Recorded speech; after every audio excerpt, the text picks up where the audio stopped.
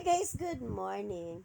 Maybe this is the right time for me to give details on what really had happened sa Cebu Airport nung pabalik na ako sa Manila. Aware naman ako kaya hindi na nga ako nagpakuha ng baggages location na i-check in. Kaya kaya na yung dala ko for a hand carry sa 7 kilos na masasambot. So, nagpunta ako ng Cebu, aware ako na it's less than 7 kilos ang laman ng aking trolley. Kasi alam ko, kahit pa paano, magsisiksik ako ng pasalubong pabalik. So, there you go again. Oo. Kasi, nung pabalik na ako, galing kami kumain sa Mr. Crab ng dinner. Kasi malapit lang, Mr. Crab sa airport is just a 5 minutes biyahe, airport na. Isang liko lang ika nga. So anyway, nung nandun ako, dumating ako 8:27, 8:25, something like that. So, kasi nabura ko yung aking, nag-air check kasi ako papunta. So, hindi ko napansin sa dami ng aking mga videos and pictures, nasama ko ng nabura yung aking copy nung nag-air check ako. So, nakalimutan ko ng wala na akong seat number. Pero memorize ko yung aking um, tawag nito, booking reference. So anyway, nasa email din naman. So pumunta ako doon sa check-in para magpa-reprint. So na-reprint na nga. Nung papasok na ako, hinarang ako. Hindi na ako mag-check-in eh. So hinarang ako nung guard doon. Sabi, ititimbang daw. So kampante akong itinimbang ko. It turned out, lumagpas ng almost 2 kilos. Ang siniksik ko lang is 1 Shamrock o top, 1 Turonis na sobrang, kasi Barquillos Turonis di man yun. Tapos, tawag nito, yung saging na fritter, yan, yun lang ang nilagay ko. At ipinasok ko na yung bit-bit ko na lagayan ng tubig. So, kahit pa mag-iisang kilo yun, it's still magiging 7 kilos pa din. Aware ako sa mga weight restrictions sa airline. Kasi calculated nila yan. But anyway, lumagpas na nga. So, I don't have choice. Ang sabi pa doon sa pinagkiluhan, na kung aabot pa ba daw ako ng dapat 9 o'clock at should be at the gate.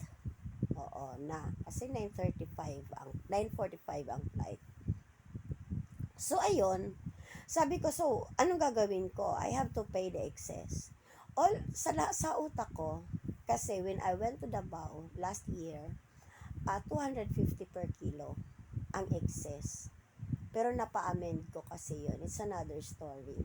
So, bumalik ako doon sa nag-reprint ng aking tawag nito, boarding pass. So, pagbalik ko doon, I need to pay daw 2K. So, nasyak ako. Bakit naging 2K? Ano ang details na bakit siya naging 2K? Kailangan ba may penalty? Kailangan ba? Ano ang nasasakupan ng 2K?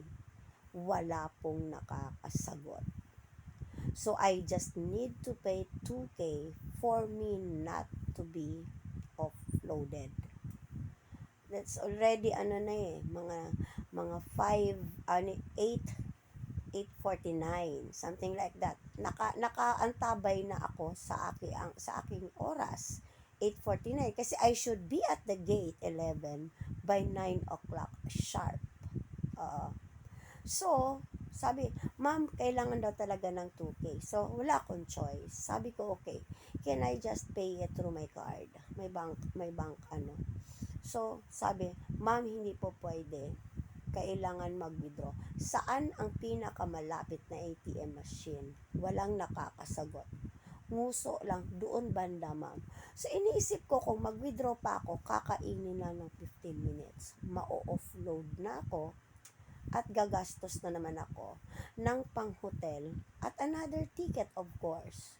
So, nag-isip ako, can I just use my debit card? Sabi, ang tagal pa nilang nagsagot. Tinginan pa. Sabi ko, I have my cash G card here.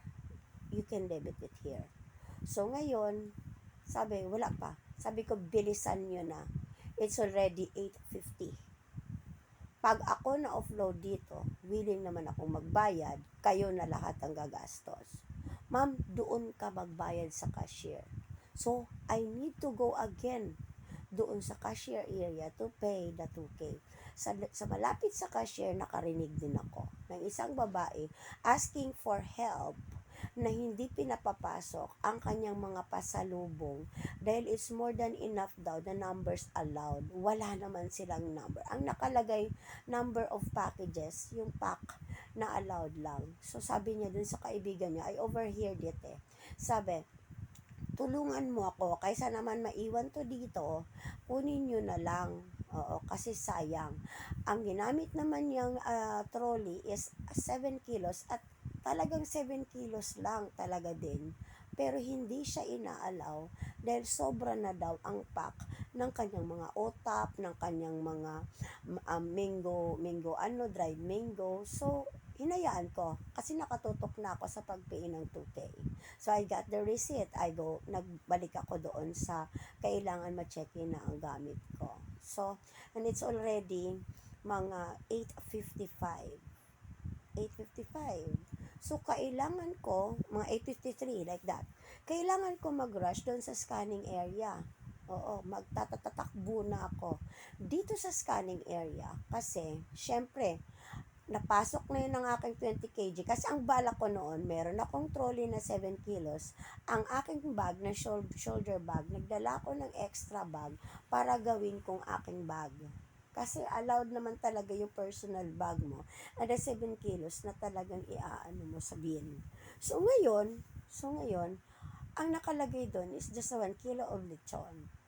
Oo. And a water. So, yun na lang ang bitbit ko, papunta sa scanning area.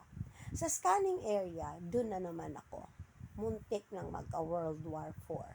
Kasi, kini-question kung saan ko daw binili ang lechon. So, nag-automatic calculate ang utak ko. Kasi, they will allow na makapasok ang lechon na doon mo binili mismo sa airport na meron silang box.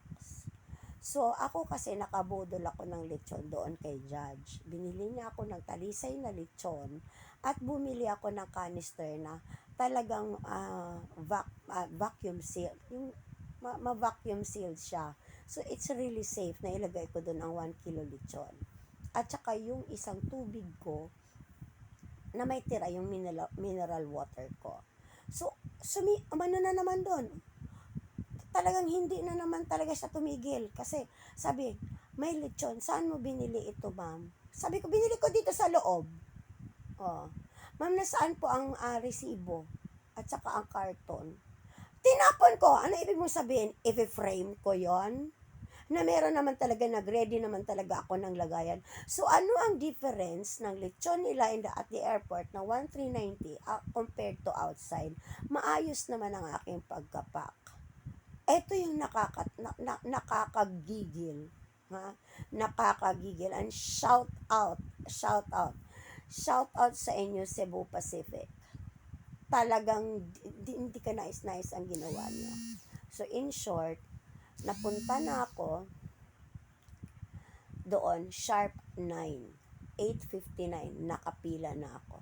Good thing na lang, dahil nagwawala talaga ako at sinabihan ko talaga sila, pag ako mabump off at hindi ako makapunta ng 9 o'clock sharp sa harapan ng gate, you will pay all my accommodations and my ticket. Gulo ito.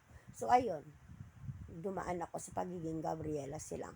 Buti na lang, nabasbasan ako doon sa simbahan at hindi umepekto ang Red Horse. Dahil takot ako, siyempre, i-bump off because sabihin nila intoxicated. Hindi naman talaga ako lasing. Anyway, tapos ng oras. Bye.